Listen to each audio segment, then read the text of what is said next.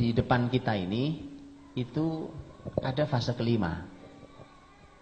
Fase kelima itu Nabi punya bahasa yang luar biasa, inspiratif buat kita. Nabi menyebut kembali dengan istilah khilafah ala minhajin nubuwah. Ya. Persis sama bahasa Nabi itu dengan Nabi menyebut fase 2. Jadi fase 5 yang di depan kita ini sama dengan fase 2. Khilafah ala minhajin nubuwah. Kalau Nabi menyebut dengan bahasa yang sama, ini kan lisan Nabi semua, dan lisan Nabi adalah lisan terbimbing oleh wahyu, maka itu artinya bahwa mari kita samakan. Oke? Yuk kita samakan sekarang nih keadaan kita yang diamanai Allah untuk menghadirkan fase 5 itu. Yuk sekarang kita samakan kita ini dengan fase 30 tahun yang waktu itu dikendalikan oleh para sahabat mulia Nabi SAW radhiyallahu anhu ajma'in.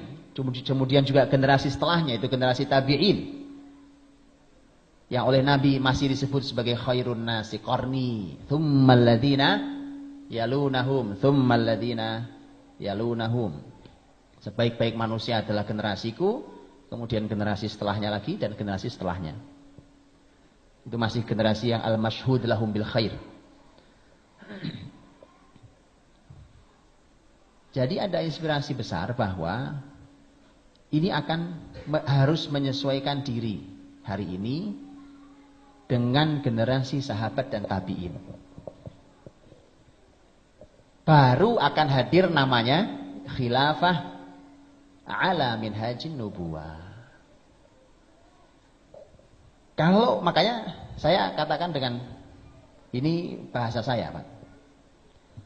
Saya katakan dengan tegas bahwa mustahil antum ikut aturan Yahudi sampai ke khilafah, itu mustahil, Pak.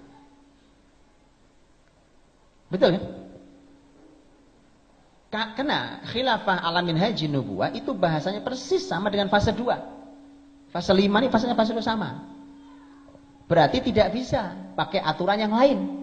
Berarti kalau mau menghadirkannya, generasinya harus pakai aturan Nabi SAW. Karena bahasanya ala minhajin nubuwah.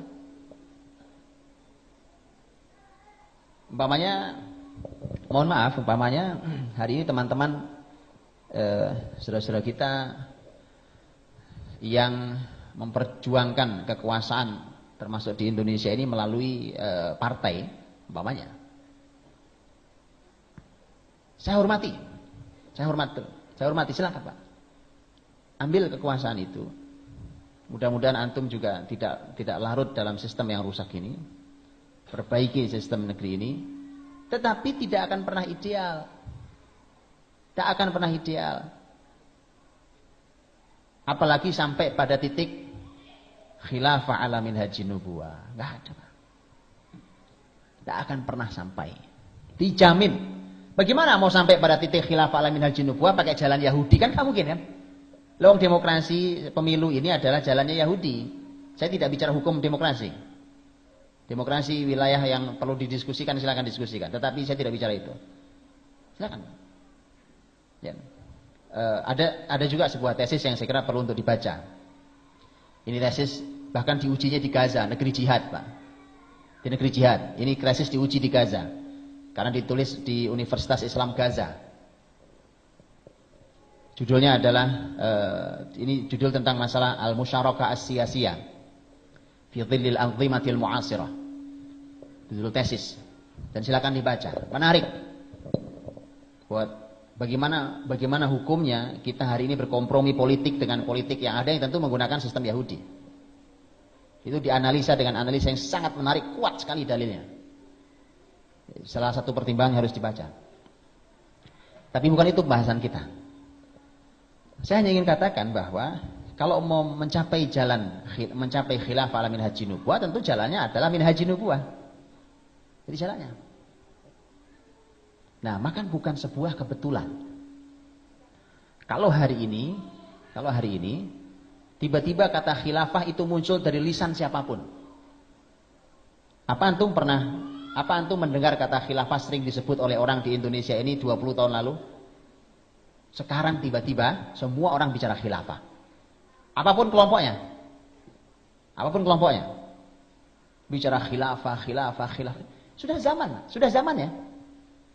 Allah ingin tunjukkan sudah waktunya.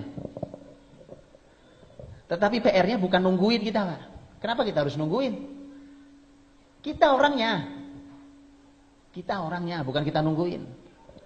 Cuma kalau kita mengatakan kita orangnya, mari menyesuaikan diri dengan konsep nubuah tadi itu. Konsep Nabi SAW.